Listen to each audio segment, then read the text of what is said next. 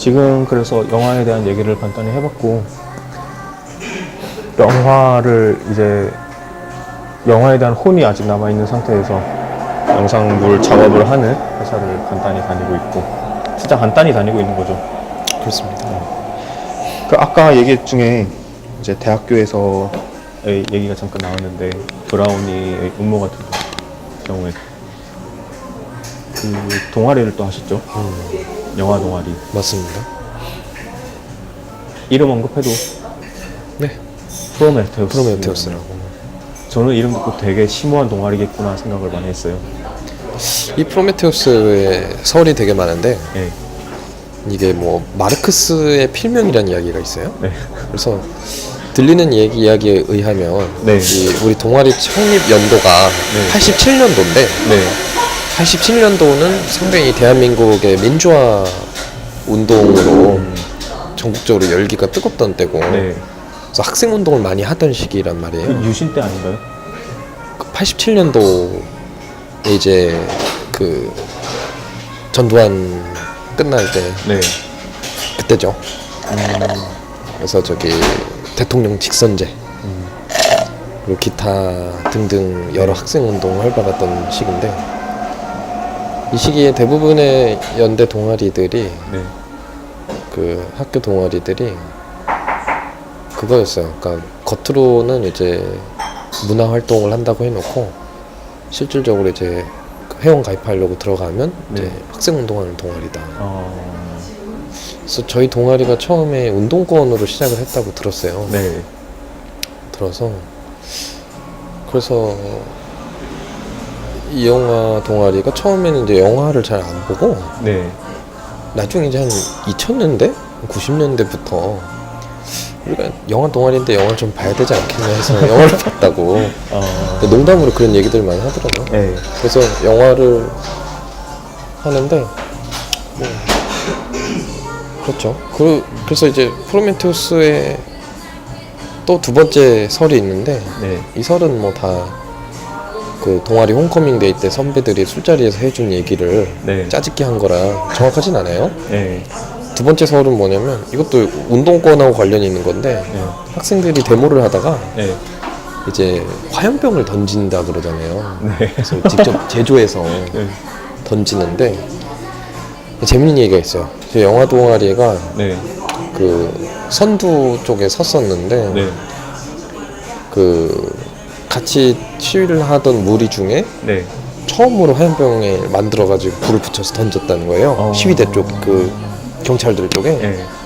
그래서 주변에서 이제 저 모임이 인류의 불을 가져다준 프로메테우스와 같다. 그래서 이름이 프로메테우스가 됐다. 그런 썰이 있어요. 솔직히 정확하진 않고. 저는 약간 계몽주의적인 동아리가 아닐까 싶었는데. 계몽적인 느낌이 있죠. 저도 왜 그런지 모르겠어요. 동아리 이제 대학교 4년 내내 보셨고. 그렇죠. 나갔죠. 높은 직책까지도 마치셨고. 그렇습니다. 어떻게 영향을 많이 끼쳤나요? 어디 제가 동아리요? 동아리가 저한테? 뭐 상호간에. 동아리에서 좋은 사람들 많이 만났죠. 네. 그리고 저도 동아리에 뭐 나름 기여를 했다면 기여를 한 거고. 그래서 뭐 그렇죠. 이제 또 송호 씨께서는 어떻게 보면은 이 개성도 확고하시고 한편이니까 동아리가 약간 이제 그쪽으로 변화한 그런 부분도 있을 것 같고 그럴 것 같습니다. 어디 뒤에 부분 한 번만 다시. 그러니까 이제 송호 씨께서 개성도 확고하시고 주관도 있고 하다 보니까 이제 동아리의 활동이나 분위기가 그쪽으로 끌려가거나 변화하거나. 근데 그런 건 있어요. 뭐냐면 제가 노는 건 그러니까 딱히 안 좋아해서. 네. 그러니까 제 방식대로 놀면 놀고. 네. 제 방식대로 놀기 싫은 사람은 또 따로 모여서 놀았어요. 그래서 약간 동아리 이렇게 파벌이 있거나 그런 건 아닌데 네. 각자 취향에 맞게 스타일에 따라서 놀고 그러니까 뭐 제가 있어서 동아리가 분위기가 바뀌고 뭐 그런 건 없었거든요. 그 동아리에 대해서 걱정하는 학생들은 보통 동아리 가면은 나는 술을 잘 안 마시는데 모여서 꼭 가야 되나 이런 게 걱정되는데 이제 프로메테우스 같은 경우에는 그런 게 잘 없는. 상당히 자유로운 분위기입니다. 그래서 일단 기본적으로 강권을 안 하고요. 네. 일단 저 본인이 술 잘 안 마셔요. 그래서 강권도 없고 술도 안 마시고 술 마실 사람만. 그래서 그런 게 있어요. 예를 들면 어떤 모임 같은 데 가면 네. 모임 같은 데 가면은 예를 들면 테이블을 4개를 붙여서 뭐 한 10몇 명이 앉아서 먹었어요. 네. 그런데 어떤 테이블은 술을 안 먹고 어떤 테이블은 뭐 피처로 막 3통 4통 먹는단 말이에요. 이렇게 먹었는데 네. 자, 다 먹었으니 계산합시다 하면은 이제 n분의 1을 하게 되죠. 네. 그런데 술을 안 마신 사람도 술을 마신 사람도 뭐 13,000원 막 이렇게 나온단 말이에요. 네. 억울하죠, 안 마시다. 억울하죠. 그런데 계산할 때는 불편하잖아요. 네.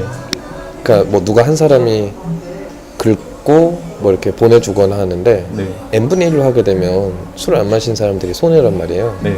그래서 제가 회생일 때 어떤 방책을 고안해냈냐면 네. 무조건 테이블별로 계산해라가 저의 신조였어요. 따라온 것처럼. 네. 그래서 어떻게 되냐면 네. 테이블을 4테이블, 5테이블 쓰면은 네. 다 따로 계산합니다. 아. 개별 주문해서. 그래서 술을 안 먹는 사람은 안 먹는 사람끼리, 어. 마신 사람 마시는 사람끼리. 그럼 누구는 7,000원 나오고 누구는 10,000원 나오고 이런 식이에요. 그 되게 웃긴 게 뭐였냐면 네. 그 제가 동아리가 자주 가던 치킨집이 있는데 네. 어떻게 하냐면 20명이 간 적이 있어요. 네.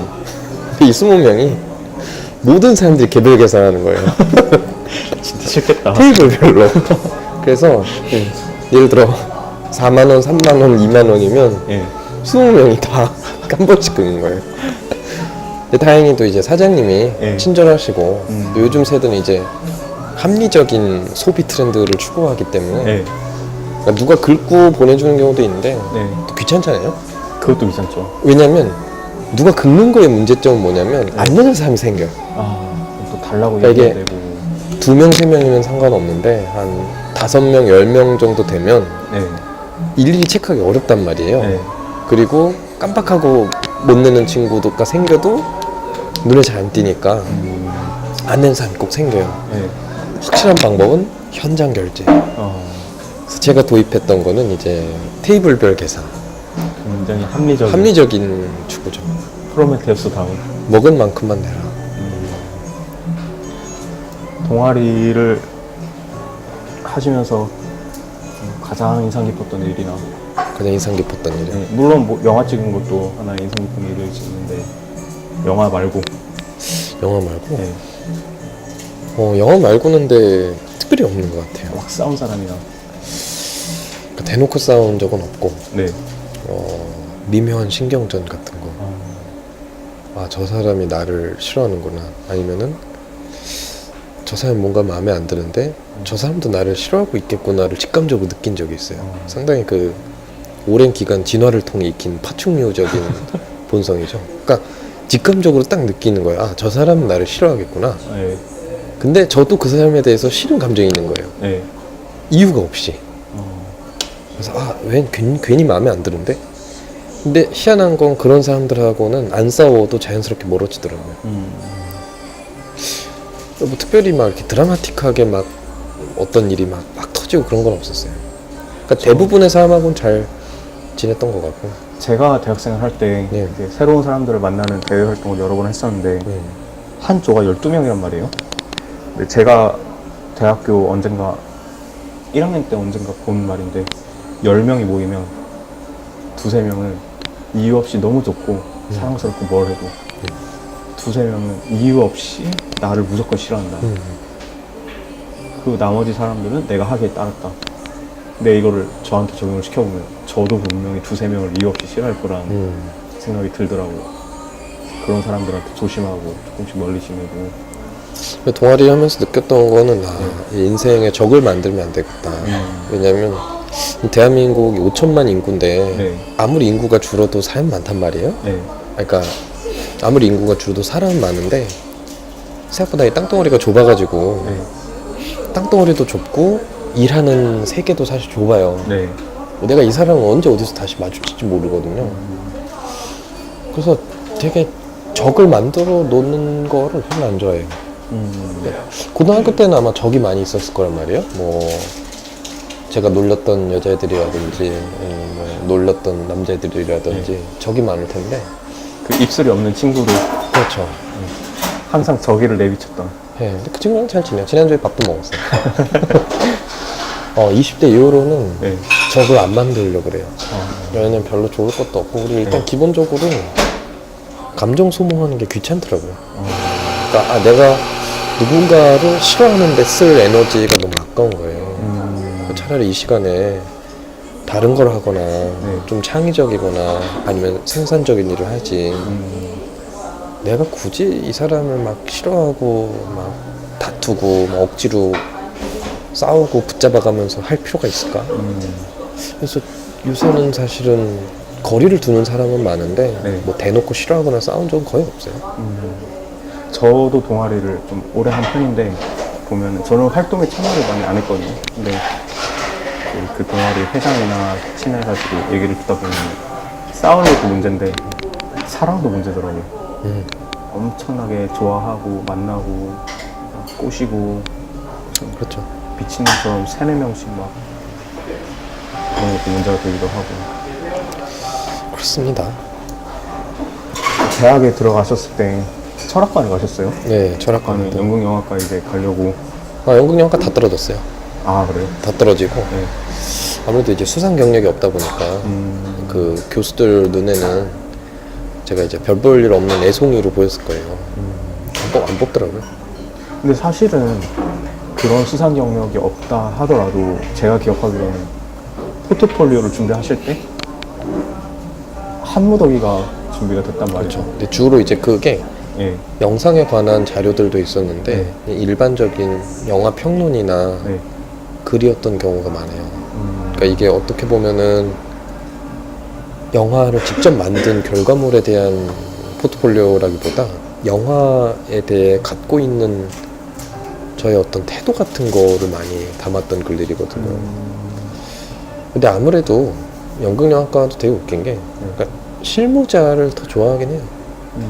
그러니까 어쨌든 이쪽도 엄밀히 말하면은 취업률로 평가를 받는 곳이다 보니까 네. 영화나 영상 쪽으로 실질적으로 일할 수 있는 사람을 좋아하고 네. 그쪽으로 많이 가르치고 그런 쪽으로 많이 커리큘럼을 한다고 하더라고요. 기술공을 뽑네요. 그렇죠. 어떻게 보면은, 그러니까 물론 이제 기술적인 거를 안 하는 본론적이고 원론적인 걸 가르치는 경우도 물론 있는데 네. 초점을 맞춘 거 어쨌든 내가 이 졸업생들을 네. 현장에 투입시킬 수 있는 인력으로 만들어야 된다는 게 사실은 연영과들이 비슷한 공통점이죠. 그래서 예전에 그 영화 잡지 같은데 그런 것도 나왔었어요. 그러니까 연영과가 그런 어떤 소위 말하는 교과서적인 본질에 집중한다기보다 실질적인 실무자들을 만들려고 한다. 그러니까 교수들이 영화 토론도 해야 되는데 하면서도 그냥 그거는 어떻게 하고 어떻게 넘어가고 이제 빨리 찍어서 내보낼 생각을 하는 거예요. 얼마 전에 이런 글을 봤는데 시나리오 작가가 없다 한국에는. 약간 맥락이 닿는 거잖아요. 그거랑 어떻다고요? 맥락이 이제 닿는 것 같네요. 그렇죠. 시나리오 작가가 없다. 뭐 공부하는 사람도 없고 가르치는 사람도 없고 그렇죠. 그래서 이제 들어간 게 철학과예요. 그렇습니다. 이제 어떤 전설 같은 이야기가 하나 있죠. 고3 때 대뜸 학교에서 철학 올림피아드 맞아요. 나갈 사람들 해가지고 이제 거의 사실상 1등을 하고 돌아온 것이. 그때 정확히 기억은 안 나는데 그냥 일단 길게 썼어요. 길게 쓰고 되게 제가 웃겼던 게 문단 구분을 안 하고 썼어요. 거의 고대 그리스 사본 같이 문단 구분 안 하고 그냥 손이 가는 대로 쭉 적었거든요. 네. 근데 뽑아주더라고요. 그래서 이 사람들 그래도 내용은 보는구나. 좀 길게 쓰고 나왔는데 네. 그랬죠. 철학과를 졸업하면서 만족을 하세요? 만족합니다. 저는 어디 가서 자랑할 수 있을 것 같아요. 네. 나는 철학과 출신이다. 나는 너희 같이 얕은 삶이 아니다. 나는 깊은 삶이다. 과시하는 용도로. 선민의식도 가져보고. 네? 선민의식. 그렇죠. 그렇다기보다도 네. 일단은 그쪽 공부하는 걸 되게 좋아했으니까 철학이나 미학 쪽을. 네. 그래서 개인적으로는 공부 자체를 즐거워했고 네. 그래서 그걸로 전공을 삼아서 학위를 가졌다는 거 되게 만족하고 있어요. 그 누구죠? 봉준호 감독인가? 철학과 출신이잖아요. 박찬욱 감독이 박찬욱 감독. 서강대 철학과죠. 비슷하게 가시면 좋을 것 같아요. 좋죠. 깊이 있는 영화. 그렇죠.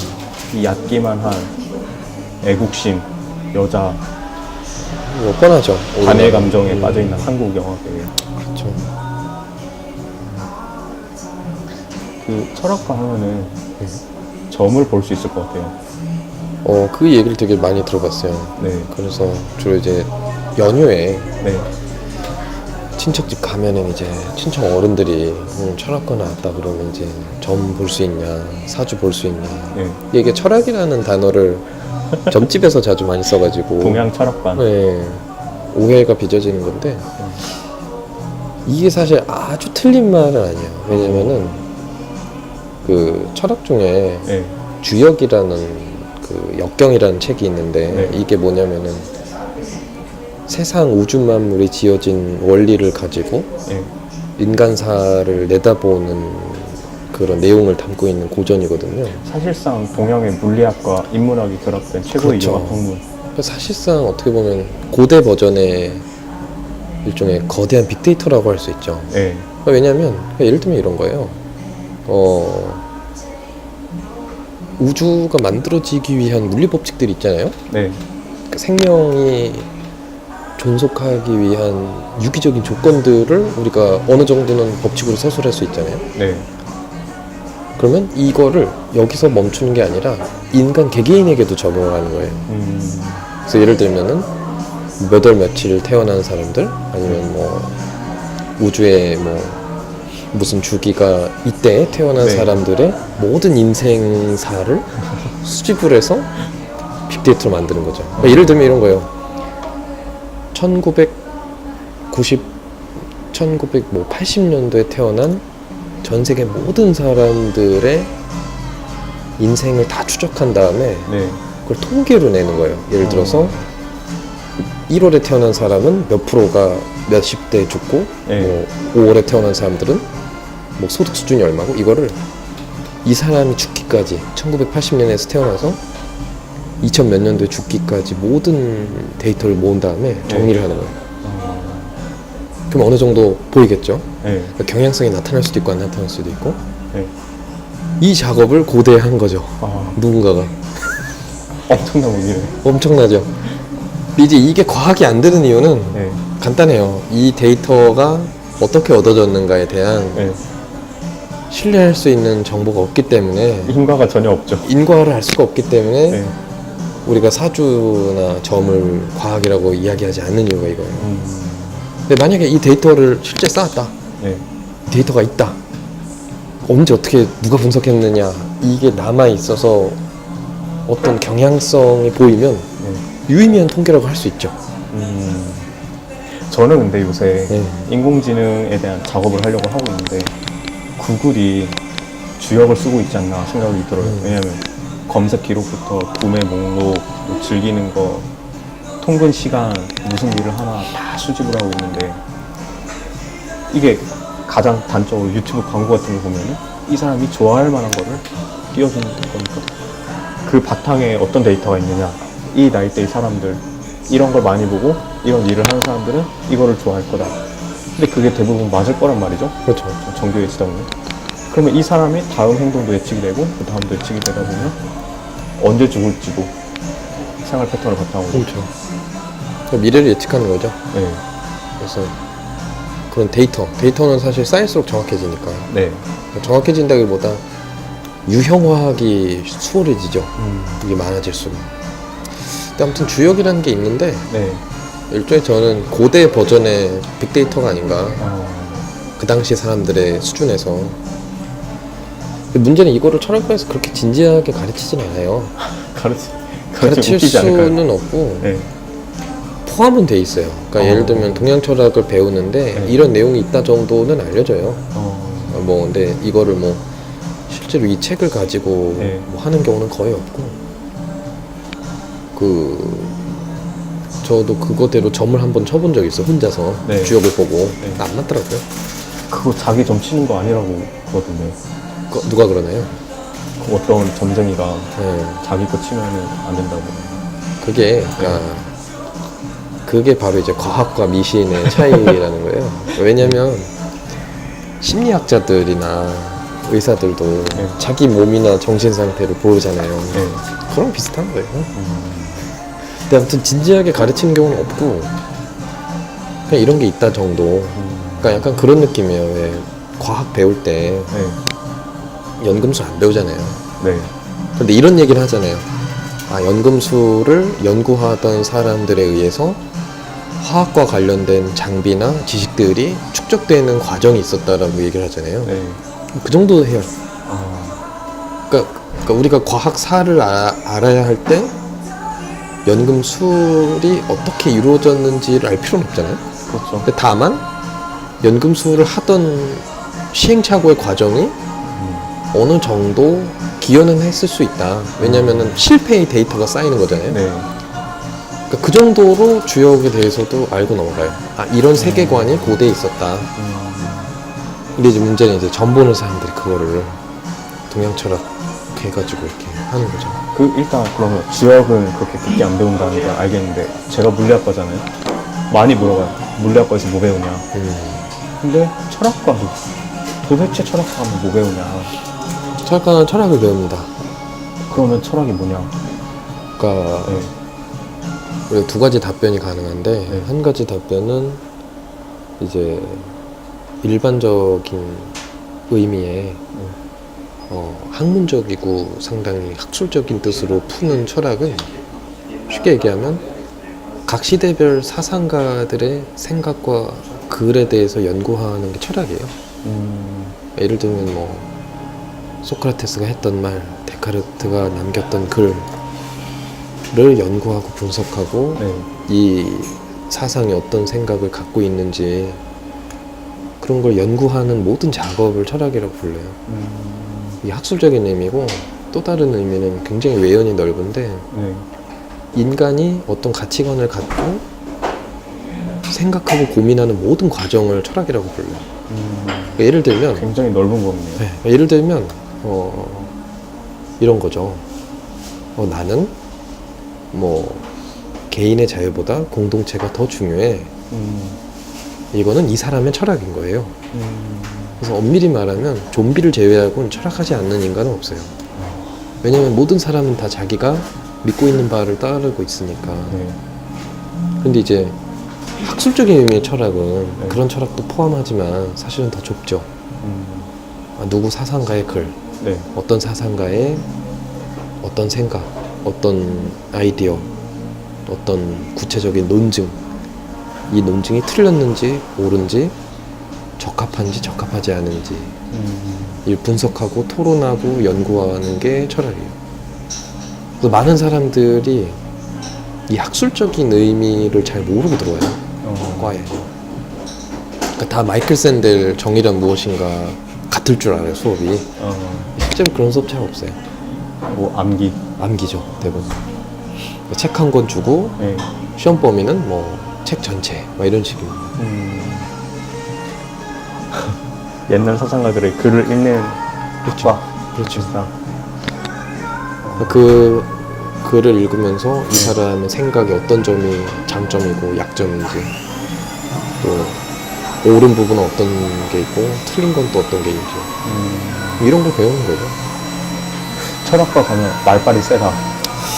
이거는 반은 맞고 반은 틀린 말 같은데 네. 말빨 좋은 친구들이 있어요. 네. 이 친구는 근데 제 생각에는 원래 말빨이 좋았던 사람은 사실 어느 과를 가도 말빨이 좋을 거예요. 네. 되게 약간 자사고 논리랑 비슷하지 않을까. 자사고 논리. 네, 잘하는 애가 들어갔으니까. 잘하는 애가 들어갔으니까 자사고지. 네. 자사고에 들어갔기 때문에 못하던 애가 잘하진 않거든요. 저는 해병대 나온 사람으로서 그 말은 좀 반대합니다. 왜냐면 그런가요? 해병대 훈단에 가면 인간 개조의 용광로라는 말이 있고, 해병은 태어나는 것이 아니라 만들어지는 것이죠. 그런데 학교는 군대와는 조금 다르죠. 군대는 이제 좀 그런 규율이 엄격한데 네. 학교는 사실 그렇진 않아요. 근데 그런 건 있어요. 그러니까 반복해서 글을 읽고 쓰는 훈련을 하기 때문에 네. 어느 정도 글에 대한 자신감이나 어느 정도 익숙함은 갖고 졸업은 해요. 말빨보다는 일단 글 빠른. 그렇죠. 그러니까 말도 이제 토론을 자주 하다 보면 어느 정도 느는데 그러니까 모든 사람이 그렇진 않아요. 근데 일반적으로 글을 자주 봐야 되니까 글과 관련된 일을 하거나 네. 아니면 그쪽 능력을 키울 일이 생길 때 끊고 갈까? 기침 나와서. 기침 나와서? 뭐 나중에 편집할 때 자르면 되니까. 상대적으로 글과 관련된 거에 있어서 능력을 더 많이 발휘하지 않나 이쪽 사람들이. 그러니까 왜냐면 그럴 수밖에 없는 게 예를 들면 뭐 중간고사 시험 범위가 100페이지, 200페이지다. 책 한 권에서. 네. 그런데 시험 어떻게 나오냐면 1번 뭐뭐에 대해 논해보시오. 2번 뭐와 뭐의 차이점을 설명해보고 어느 쪽 주장이 더 적합한지 말해보시오인데 문제 2개예요. 근데 시험 답안지는 3장, 4장씩 쓰는 거예요. 네. 그럼 거의 논술 시험을 매번 본다고 생각하면 되는 거거든요. 근데 이 정도로 글 쓸 일이 살면서 많지가 않아요. 그렇기 때문에 어느 정도 반복적인 훈련을 하다 보면은 글에 대해서 생각하거나 쓰는 실력이 좀 늘어요. 그런 건 있는 것 같아요. 근데 말빨 같은 경우는 조금 애매한 게 모든 철학과 수업이 토론 중심인 건 아니거든요. 그래서 제 생각엔 말보다는 글에 더 특화된 능력을 기를 수 있지 않을까. 저는 대학을 나오면서 방금 이제 말 얘기가 나와서 이 철학과 수업도 듣고 미대 수업도 듣고 이과 수업도 듣고 하다 보니까 상경계열 수업도 듣고 전공 수업을 찾아 들었어요. 근데 차이점이 말이 길어요. 맞아요. 미대 사람들이 말이 제일 길고 알맹이가 하나도 없고 문과 친구들 설명이 너무 길고 좀 피곤하더라고요. 편합니다. 재미있게 말하는 것도 아니게 되게 진지하고. 그 말로밖에 풀 수 없는 영역들이 사실 존재해요. 예를 들면 뭐 그런 거죠. 제 앞에 이제 이 카페가 있단 말이에요. 네. 예를 들면 이런 거예요. 이 카페를 언어로 설명하기 위해 필요한 어휘와 문장이나 네. 어떤 아이디어는 무수히 많아집니다. 그러니까 예를 들어서 이 테이블은 노랗고 이 병은 투명하고 앞에 앉아있는 사람은 어떤 색깔의 옷을 입고 이것들을 하나씩 나열해서 무수히 많은 단어를 나열해도 네. 이 이미지가 가진 수많은 차이와 다양성의 스펙트럼은 못 담아낸단 말이에요. 근데 미대가 말이 길은 이유 중에 하나는 네. 감각적인 영역을 네. 언어로 풀려다 보니까 헛소리들이 많아지는 거예요. 왜냐면 이 카페를 누리끼리 하다라고 표현하든 노랗다고 표현하든 간에 둘 다 어느 정도 맞는 것처럼 보이거든요. 네. 그래서 미대는 사실 말이 길어요. 말이 많고. 그다음에 이제 문과가 말이 긴데 네.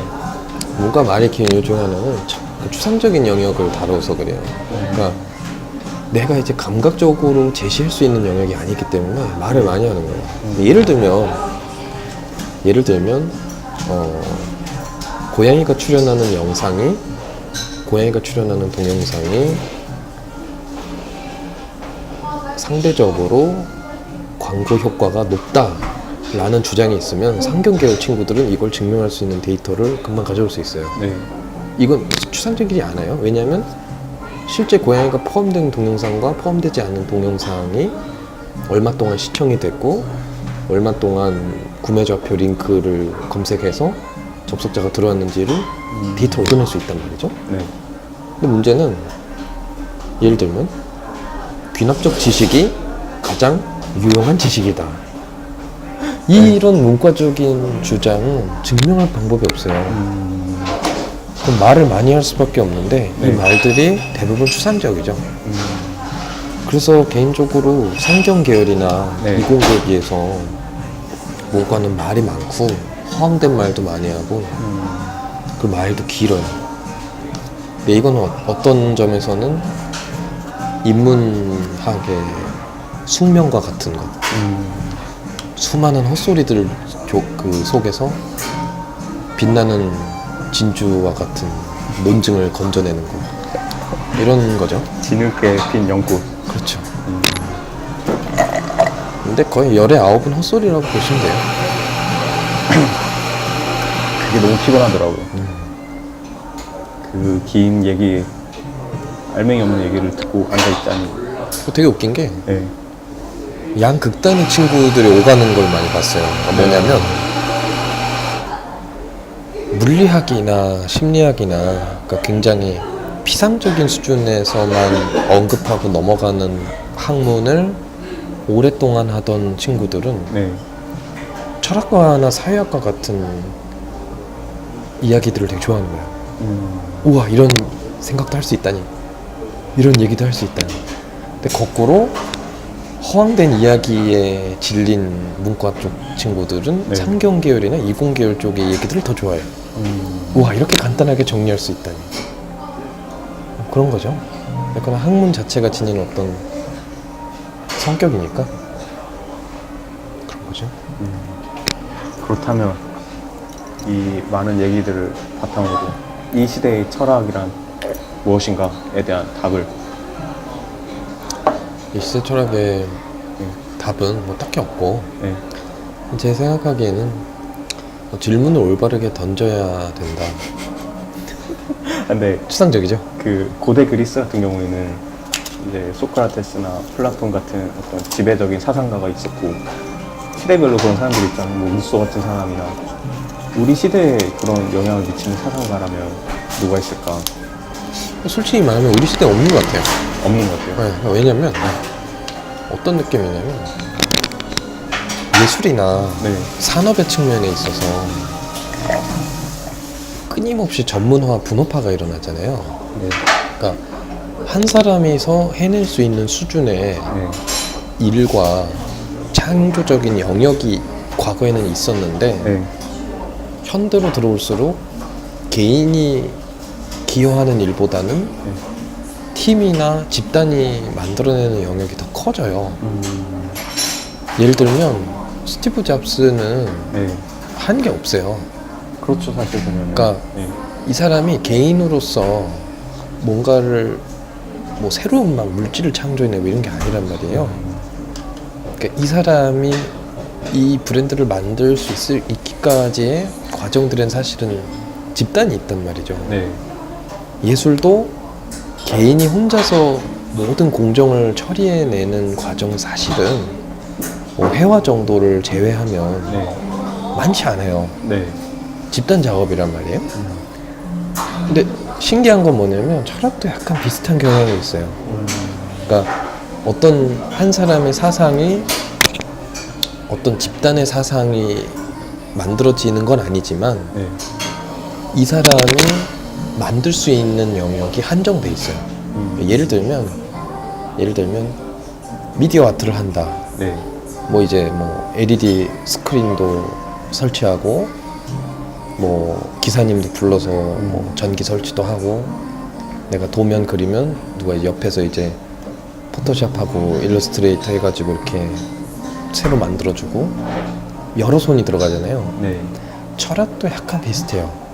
인공지능의 문제다? 그러면 A 철학자는 이런 식으로 생각하고 B 철학자는 이런 쪽으로 생각하고 C 철학자는 뭐 이런 쪽에 생각하고 누구는 존재론적인 관점에서 누구는 인식론적인 관점에서 또 누구는 과학철학적인 관점에서 그러니까 어느 한 사람이 다양한 영역들을 포괄해서 네. 종합적으로 한 번에 생각하기에는 지나치게 현대사회의 문제나 철학적인 내용들이 많이 분화가 됐어요. 그래서 오늘날에는 칸트 같은 종합적인 사상가를 찾기는 점점 더 어려워질 거라고 생각을 해요. 그래서 제 대답은 없다. 없다. 네, 그런 시대를 대표하는 사상은 없다. 약간 탈중앙이라고 생각해도 네, 그런 사람 없다. 김재동 같은 경우는 사상가로 어떤 사람이요? 김재동이. 아, 사상가라는 단어를 네. 철학자의 의미로 쓰느냐, 네. 아니면 어떤 대중문화의 멘토로 쓰느냐에 따라 다를 것 같아요. 대중 일반의 멘토라는 뜻에서는 네. 김재동도 철학자죠. 사상가다. 근데 엄밀한 의미에서의 사상가냐? 네. 그렇지 않다. 진짜 철학자는 아니다. 진짜 저렇게 아니다. 진짜 철학자는 지금 대부분 대학원에 있어요. 박사과정 밟고 있어서 진짜 철학자는 네, 집에 있다. 아니면 대학원에 있다. 그러면은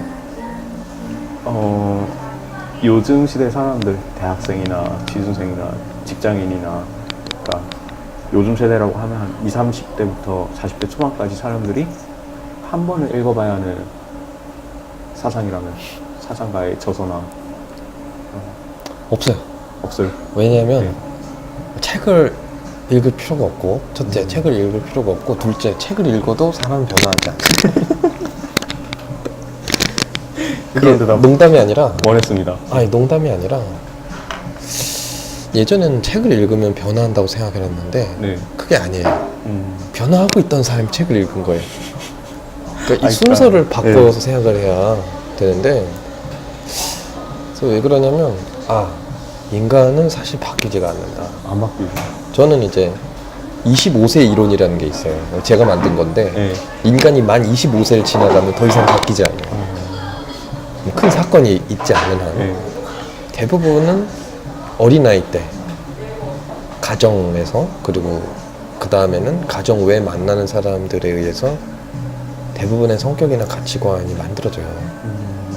그래서 왜 군대 갔다 오면 남자는 막 사람 된다 이러잖아요. 그렇지가 않아요. 원래 사람이었던 사람이 더 사람이 돼서 나타나요. 아니면 원래 더 비인간적이었던 사람이 더 비인간적인 모습이 되는 게 군대죠. 사실 사람은 변하지 않아요. 그래서 책을 추천을 해줘도 뭐 문제가 많은데, 첫째는 추천해주면 사람들이 일단 안 읽어요. 네, 안 읽죠. 안 읽고, 둘째로는 읽어도 변화되지 않고요. 네. 셋째는 읽어도 사실 무슨 말인지 잘 몰라요. 왜냐면 우리나라 국어교육이나 전반적인 고등교육이 사실 부귀했다고 봐야 되는 게, 사람들 독해력이 많이 떨어져요. 읽어도 무슨 내용인지 모르는. 네, 굳이 책을, 근데 책을 사는 건 되게 중요해요. 왜냐면 출판업자들이 살아야 되거든요. 그러니까 지금 친구네 부모님도 마포랑 일산 쪽에, 파주 쪽에서 네. 출판업을 하시는데, 이건 되게 중요해요. 왜냐하면 철학과 같은 경우는 책을 사는 수요가 정해져 있어요. 네. 이번 학기 논리학 수업하면 이 교수가 정해준 책을 사야 된단 말이에요. 그러면 이 학생들이 사는 30권의 책이 1년 동안 팔려야 될 전부일 수도 있어요. 근데 만약에 이런 책을 일반 대중들이 산다? 그러면 이 상당히 침체돼 있던 출판업계에 아주 큰 따뜻한 봄바람 같은 걸 전해줄 수가 있거든요. 대부분 철학책이나 미술책이 비싼 게 저작권 문제도 있는데, 대부분은 수요가 한정돼 있어서 그래요. 그러니까 예를 들면 3만 원을 책정하든 1만 원을 책정하든 책을 사야 되는 사람들은 사요. 그런데 문제는 이제 안 팔릴 것 같은 책을 비싼 값에는 안 내놓죠. 일반적으로 4, 5만 원 이렇게는 안 내놓죠. 근데 일반적으로 사람들이 많이 살 것 같은 책은 적당한 값에 내놔요. 뭐 15,000원, 16,000원 이렇게. 근데 철학과 책은 대부분 비싸고 대부분 잘 안 사죠. 네. 그래서 철학책을 사는 건 되게 중요한 일이에요. 출판업자는. 네. 그리고 내가 안 읽더라도 네. 책장에 꽂아 놓으면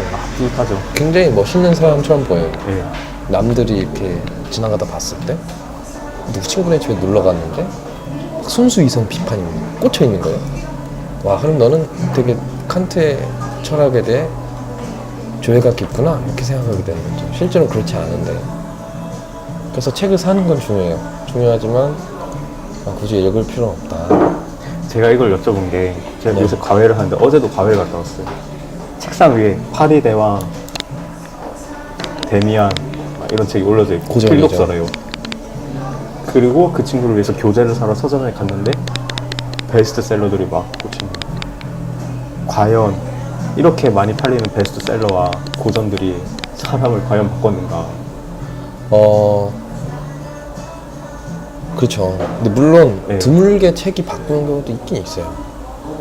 드물게 있는데 근데 약간 그런 느낌이에요. 그러니까 뭐냐면 아까랑 거의 비슷한 얘기인데 원래 변화될 사람이었는데 네. 이 사람이 변화되게끔 한 번 자극을 줘야 되는 어떤 매개체 같은 게 하나 있어야 되는 거예요. 근데 이게 사람이 될 수도 있고 책이 될 수도 있고 어떤 경험이 될 수도 있는데 그런 거죠.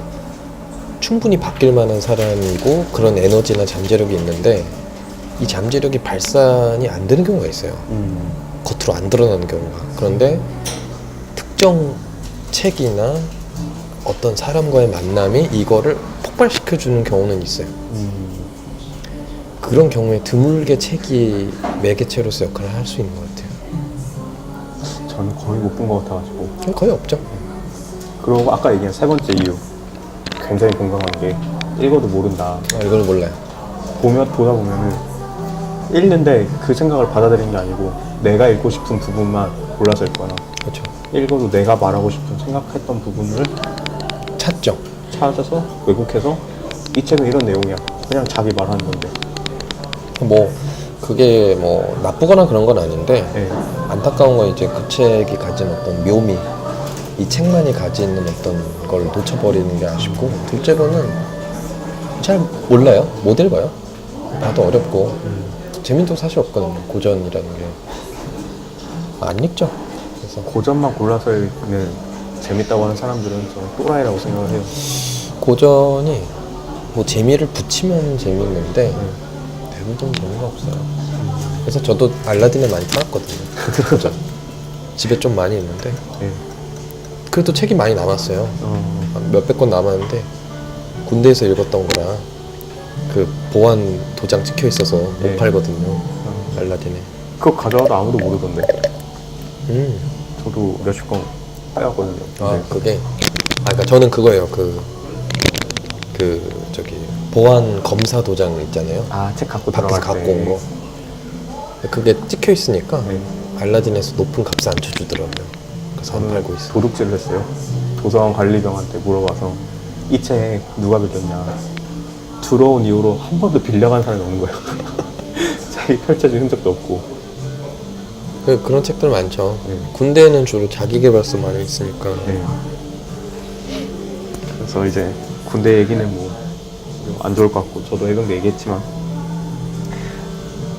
대학을 이제 남부럽지 않은 대학에 들어갔어요. 사실 많은 사람들이 일단 그 대학을 나왔다 치면 어느 정도는 쳐주는 그런 대학인데 좀 덕을 보셨나요? 조금씩 보고 있는 것 같아요. 지금 일도 어느 정도 그 영향이 있고, 근데 그 생각만큼 막 이렇게 가시적인 그런 건 없어요. 근데 이제 내가 아주 모르는 사람을 만났을 때, 네. 아주 모르는 사람을 만났을 때, 와, 저 사람은 왜 저따구로 생겼어? 와, 진짜 별 볼 일 없게 생겼잖아. 라는데 이제 저는 땡땡대를 나왔습니다. 네. 땡땡대? 이렇게 되죠. 약간 어떤 느낌이냐면 그 한 치 앞도 내다볼 수 없는 이 혼란스러운 시대에 네. 길을 찾아주는 나침반과 같다고 할까요? 저희 학위가. 어, 왜냐면 약간 그런 것 같아요. 그러니까 누군가를 만나거나 누군가에게 얘기했을 때 이 사람을 믿을 수 있을까? 이 사람이 어떤 사람일까를 내가 먼저 소개하기 전에 간판을 먼저 얘기하면 네. 일단 믿고 들어와요.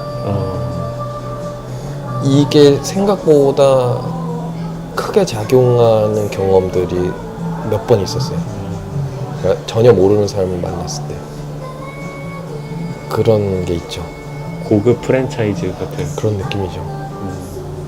물론 이제 지점별로 다른데 네. 지점별로 맛은 다르지만 네.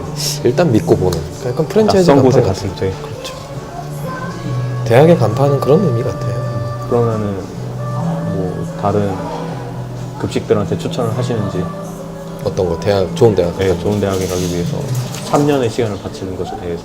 좋은 대학을 갈 수 있으면 가는 게 좋은 것 같아요. 아, 그래요? 그런데 그런 거 있어요. 좋은 대학에 간다고 인생이 해결되진 않아요. 그리고 좋은 대학에 안 가도 잘 살 수 있을 것 같으면 안 가도 될 것 같아요. 그런데 대한민국에서 좋은 대학에 안 가면, 혹은 대학 자체를 안 가면 네. 좋지 않은 인생을 살 확률이 상당히 높아져요. 좋지 않은 인생이라면. 내가 만나는 사람들이 많이 바뀌어요. 그러니까 뭐를 많이 느꼈냐면은, 네. 그러니까 일을 시작한 친구들이나, 그러니까 대학을 아예 안 가고 일을 바로 시작하는 친구들이나 네.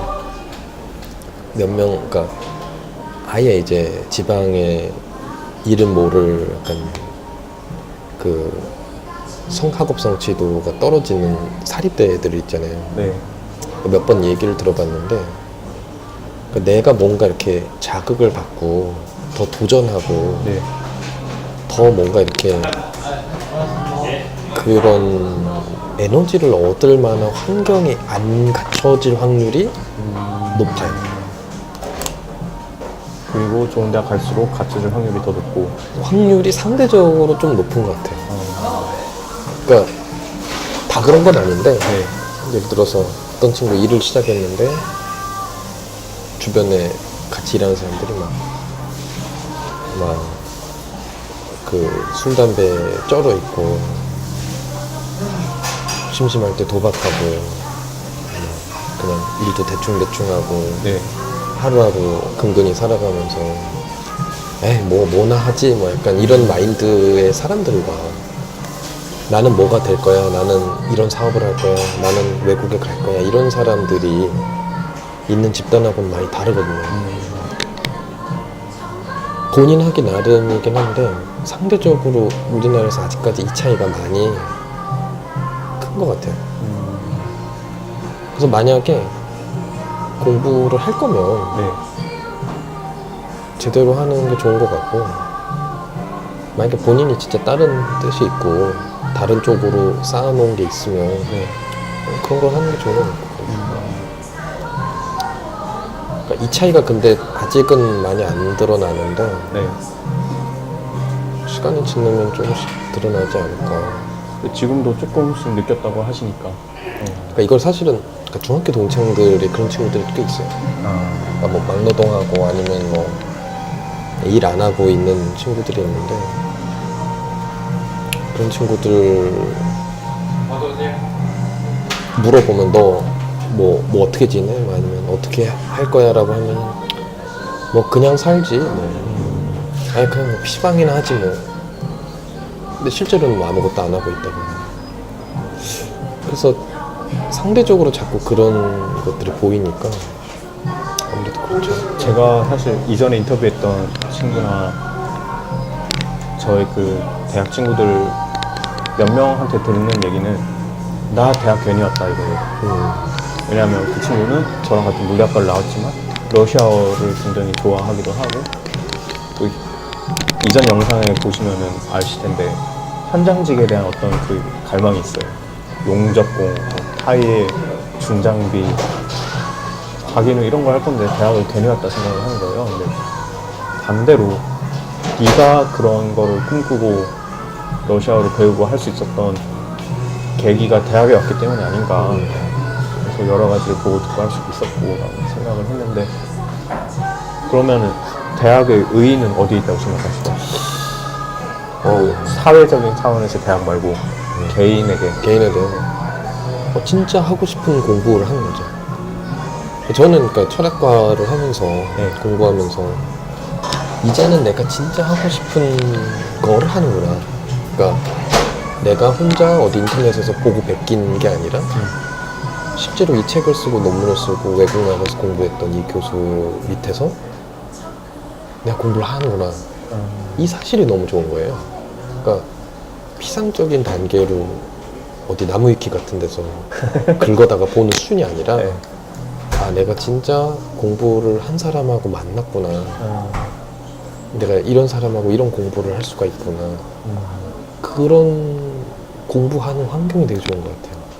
그러니까 이거는 뭐 대학의 레벨의 문제가 아니라 그냥 내가 원하는 걸 선택할 수 있는 그 자유 속에서 공부하는 환경을 만들 수 있다는 게 이게 학문의 본질처럼 대학의 본질이 아닌가.